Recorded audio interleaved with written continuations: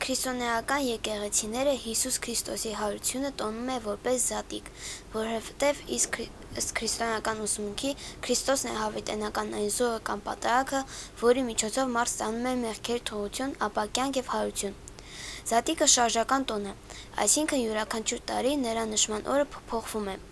Հարաքայրական եկեղեցին այն նշում է գարնան գիշերահավասարին հաջորդող լուսնի լրման առաջին կիրակի օրը, որն ընկնում է մարտի 22-ից հետո մինչև ապրիլի 26-ը ժամանակահատվածի վրա։ Զատիկին նախորդում է ավագ շաբաթը։ Զատկի հետ առնչվող գլխավոր արարողությունները սկսվում են ավագ շաբաթվա օրը և ավարտվում երկուշաբթի։ Շաբաթ երեկոյան մատուցվում է Քրիստոսի հարության ջրագալույսի պատարագ, որով վերջանում է զատիկին նախորդող 7 շաբաթ տևած մեծ պասի շրջանը։ Պատարագի ավարտին հավատացյալները միմյանց ողջունում են Քրիստոս հարավի մեռելոց, ավետիսով և ստանում օրհնյալ է հարությունը Քրիստոսի պատասխանը։